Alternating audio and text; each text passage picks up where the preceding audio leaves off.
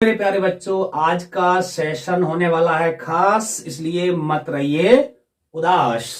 आप लोग board exam का बिल्कुल टेंशन करिए खत्म, क्योंकि आज हम लेके आए एक और शानदार बेहतर वीडियो आप लोगों के। लगभग आपकी ऑर्गेनिक जो केमिस्ट्री है वो आधी केमिस्ट्री आपकी सिमट जाएगी और लगभग आपके इन रिएक्शन को अगर आपने तैयार कर लिया तो आपके आने वाले हैं कम से कम 15 नंबर, क्योंकि अधिकांश आप पास में केमिकल रिएक्शन पूछी जाती हैं। उनकी हम बहुत आसान सी आप लोगों के लिए ट्रिक लेके आए हैं, बहुत आसान तरीके से आप उनको समझ सकते हैं। चलिए चलते हैं आगे की ओर। सबसे पहले देखेंगे, सबसे पहले हमारा पास में क्या है, ऑक्सीकरण।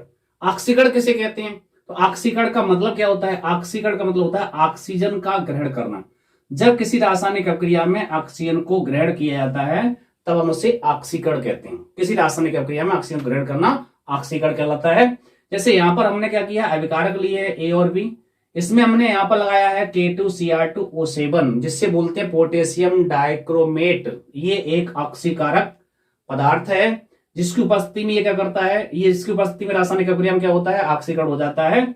उसी की तरीके से अब हम चलते हैं अगले टॉपिक की ओर, अपचयन। अपचयन कैसे कहेंगे?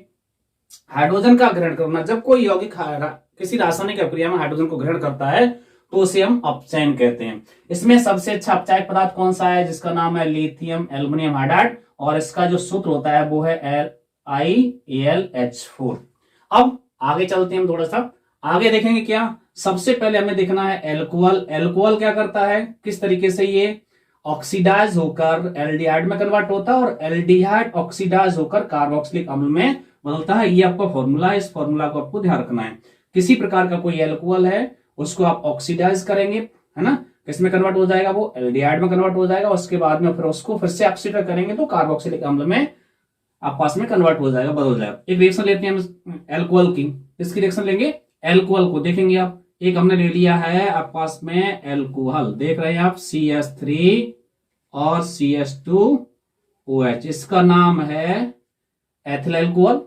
अब यहां से हम डालने वाले हैं इसमें K2Cr2O7 को, ठीक है ना। K2Cr2O7 को जैसे ही डालेंगे ये तुरंत कन्वर्ट हो जाएगा हमारे पास में CH3 और CHO में, जिसे बोलेंगे आप एथिनल।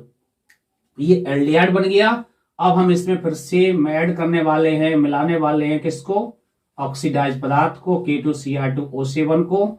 बस अब ये कन्वर्ट हो जाएगा सीधा सा कार्बोक्सिलिक अम्ल में। इस तरीके से हमारा कार्बोक्सिलिक अम्ल बनके तैयार हो गया मेरे प्यारे बच्चों। कितना आसान तरीका है, केवल अगर आपने इस चीज को याद कर लिया कि अल्कोहल से एल्डिहाइड बनता है और एल्डिहाइड से कार्बोक्सिलिक अम्ल का निर्माण होता है। इसमें हम पोटेशियम डाइक्रोमेट एक ऑक्सीकारक पदार्थ है उसका उपयोग करते हैं। बहुत आसान तरीके से समझिए, कुछ इसमें ज्यादा टेंशन लेने की जरूरत नहीं। और ये हाँ क्वेश्चन आपके लिए बहुत इंपॉर्टेंट है। कभी कई बार पूछा जाता है कि आपको किस तरीके से एथिल अल्कोहल से, है ना, कार्बोक्सिलिक अम्ल, अर्थात इसका नाम क्या है, इसका नाम है हमारे पास में एसिटिक अम्ल। ऐसे पूछा जा सकता है क्वेश्चन, आपसे कह सकता है कि एथिल अल्कोहल से आप एसिटिक अम्ल का निर्माण कैसे करेंगे, या आपसे पूछ सकता है एथिल अल्कोहल से आप एसिटल्डिहाइड का निर्माण कैसे करेंगे, एथेनॉल का निर्माण कैसे करेंगे। तो आप इस चीज को फॉलो कर सकते हैं। चलिए आगे चलते हैं अपचयन की ओर। अपचयन में क्या किया जाता है, कार्बोक्सिलिक अम्ल दिया है, जैसे हमने किसी कार्बोक्सिलिक अम्ल को ले लिया, जैसे अभी हमने एसिटिक अम्ल को ही ले लिया CH3COOH को, एसिटिक अम्ल को लेंगे। अब इसमें क्या करेंगे, अपचायक पदार्थ मिला देंगे, कौन सा है, लिथियम एल्युमिनियम और हाइड्राइड को। जैसे इसमें डालेंगे ये क्या करेगा, ये इसको एल्डिहाइड में कन्वर्ट कर देगा, CH3CHO में कन्वर्ट कर देगा, ठीक है ना। उसके बाद में फिर से हम क्या करेंगे, इसमें LiAlH4 डाल देंगे, इसमें ऐड कर देंगे। जैसे ही ऐड करेंगे अब हमारे पास में एल्कोहल बनके तैयार हो जाएगा, CH3 और ये बन गया CH2OH, एल्कोहल बन गया। तो यहां पर आपने दोनों पद्धतियों के बारे में समझ लिया कि किस तरीके से आप एल्कोहल से कार्बोक्सिलिक अम्ल का निर्माण कर सकते हैं।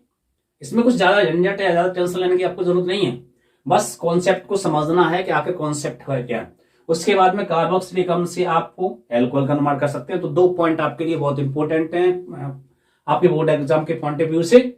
अगली ओर चलते हैं, एक और हमारे पास में पैटर्न या तरीका है, मेथड है, जिसके माध्यम से आप क्या करेंगे, एल्किल हैलाइड ले लेंगे और उसमें क्या डालेंगे, ऐड करेंगे आप जलीय KOH। जैसे ही जलीय KOH डालेंगे तो आपका एल्कोहल तैयार हो जाएगा। एक मेथड ये भी है हमारे पास में, एल्किल हैलाइडों के द्वारा एल्कोहल का निर्माण कैसे करेंगे। तो इसके लिए क्या करेंगे, आप कोई भी ले लीजिए एल्किल हैलाइड, जैसे हमने ले लिया यहां से CH3 CH2Cl, ये हमारे पास में एक एल्किल हैलाइड है, एक एल्किल हैलाइड है ना, ये इसमें एल्किल पद है और ये हैलोजन पद है, इसलिए इसको बोलेंगे एल्किल हैलाइड। इसका सामान्य नाम हमारे पास होगा क्लोरोएथेन, क्लोरोएथेन बोल सकते हैं या फिर एथिल क्लोराइड भी कह सकते हैं। अब इसमें हम क्या ऐड कर देंगे, तुरंत ऐड करना है पास में जलीय, कौन सा, जलीय, क्या ऐड करना है, जलीय KOH, KOH का मतलब पोटेशियम हाइड्रोक्साइड। जैसे डालेंगे तो ये हमारे पास में एल्कोहल बन जाएगा, CH3CH2OH बन जाएगा, क्या बन जाएगा, CH3CH2OH बन जाएगा, एल्कोहल बन जाएगा। अब इसको क्या कहेंगे आप, इसका नाम ये बताया था एथेनॉल है। अब आपने क्या किया है, दो पॉइंटों को क्लियर कर लिया, पहला पॉइंट ऑक्सीकरण कैसे कहेंगे, दूसरा अपचयन कैसे कहेंगे, ये चीज समझ आ गई आपको। इसमें ऑक्सीकरण में हमारा K2Cr2O7 और अपचयन में लिथियम एल्युमिनियम हाइड्राइड LiAlH4 का उपयोग करते हैं। यहां पर सबसे पहले हमने ये रिएक्शन आपको ऑक्सीकरण की दी है और ये अपचयन की दी है, बस इसको रटना नहीं है, बस आपको समझना है। एक और दिया है एल्किल हैलाइड से आप कैसे बनाएंगे अल्कोहल। अगले पॉइंट की ओर चलते हैं, जो आपके बोर्ड एग्जाम के पॉइंट ऑफ व्यू से सबसे ज्यादा मोस्ट इंपोर्टेंट पॉइंट है। यहां पर बच्चों को बहुत ज्यादा कंफ्यूजन, बहुत ज्यादा परेशानी हो जाती है कि कभी कभी ऐसे पूछा जाता है कि 2 कार्बन से 3 कार्बन वाली कोई श्रृंखला कैसे निर्माण करेंगे। जैसे यहां पर हमने लिखा है इंक्रीजिंग कार्बन एटम, आप कार्बन एटम को किसी भी रासायनिक प्रक्रिया में अपनी तरफ से इंक्रीज कैसे कर सकते हो अगर आपको रिक्वायरमेंट है तो। उसके अकॉर्डिंग देखिए, पहले हमने क्या किया है, आप पास में 1 to 2 कार्बन में कन्वर्ट करना है, या 2 to 3 कार्बन में कन्वर्ट करना है, 3 to 4 कार्बन कन्वर्ट करना है, या फिर आगे भी इस तरीके से कन्वर्ट करना है आपको। उसमें हमें 2 चीजों को फॉलो करना है। सबसे पहले रिएक्शन फॉलो करनी है, उसका नाम है वोल्टेज अपक्रिया। दूसरी फॉलो करनी है वो है हमारे पास में कॉरी हाउस अपक्रिया। अब आप सोच रहे होंगे कि वोल्टेज अपक्रिया क्या होती है, कॉरी हाउस अपक्रिया क्या होती है। इन रासायनिक अपक्रियाओं के बारे में भी हम आपको बताने वाले हैं, चिंता नहीं करिए बिल्कुल भी, बिल्कुल ठीक है। चलिए देखिए वोल्टेज अपक्रिया में क्या होता है। वोल्टेज अपक्रिया हमारे पास में एक कार्बन लेते हैं और उस कार्बन में क्या करेंगे, हमारे पास में एक कार्बन को 2 कार्बन में, मतलब 1 से 2 में कन्वर्ट करना है तो हम वोल्टेज लगा देते हैं।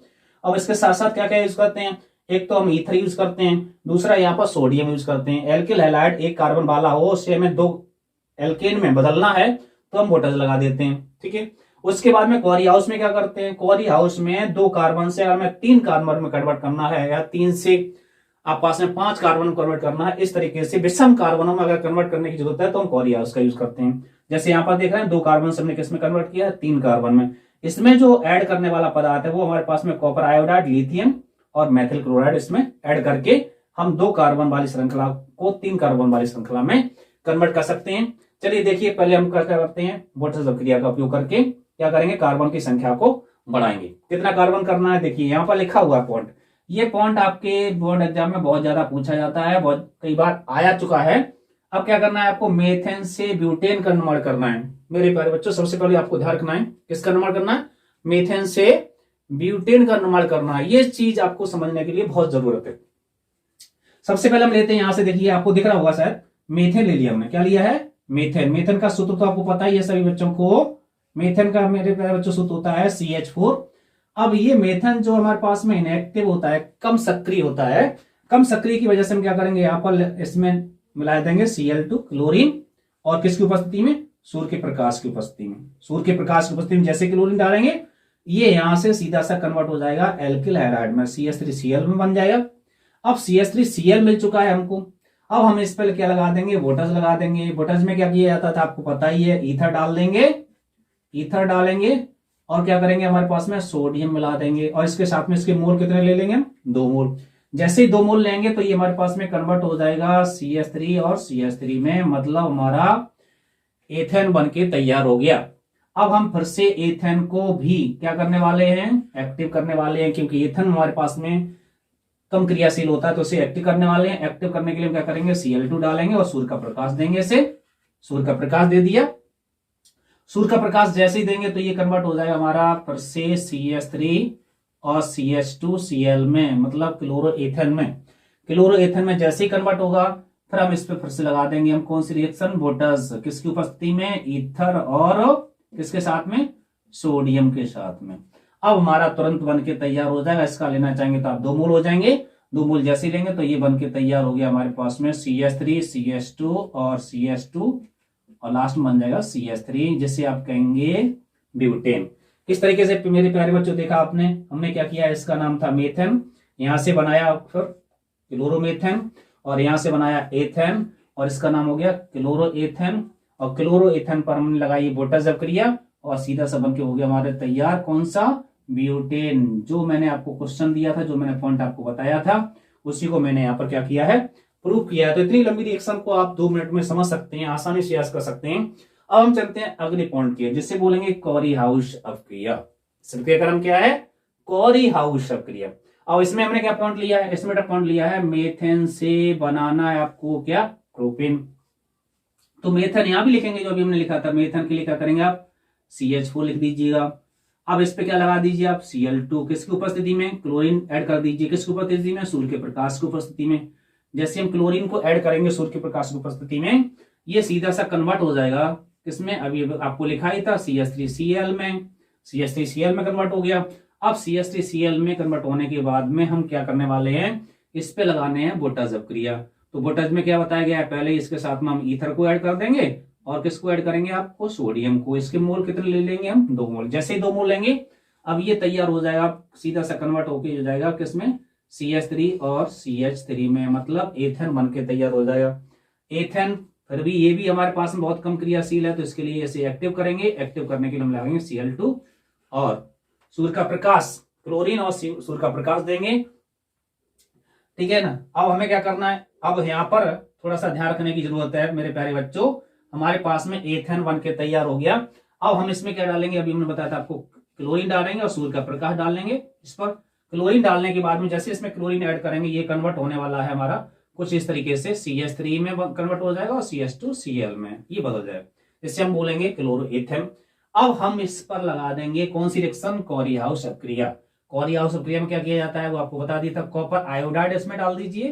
क्या डालना है, कॉपर आयोडाइड, किस उपस्थिति में, लिथियम। कॉपर आयोडाइड और लिथियम डालेंगे और इसमें मिला देंगे मेथिल क्लोराइड, मेथिल क्लोराइड। जैसे का मेथिल क्लोराइड डालेंगे तो ये आपका पॉइंट बन जाएगा यहां से कुछ ऐसा, जिसकी आपको जरूरत है, वो पॉइंट आपका बन के तैयार हो जाएगा। मतलब हमें चाहिए था यहां से प्रोपेन, प्रोपेन देख लीजिए आपका बन के तैयार हो गया है। इस तरीके से हम बहुत सारी रिएक्शन को, कम से कम ये जो हमने आपको मेथड बताया, इससे कम से कम आप 1000 रिएक्शन को तैयार कर सकते हैं। और अगर इतना आपने तैयार कर लिया तो हम इस बात की गारंटी लेते हैं आप लोगों के, इस चैप्टर से आपको सिर्फ 7 मिनट में 7 नंबर का आपको बोर्ड एग्जाम में 100 नहीं 101% मिलने वाला है। तो हमारे साथ जुड़े रहिए, कहीं पर कोई परेशानी आती है तो तुरंत बताइए, और हमारे चैनल को लाइक, सब्सक्राइब और शेयर जरूर कीजिए।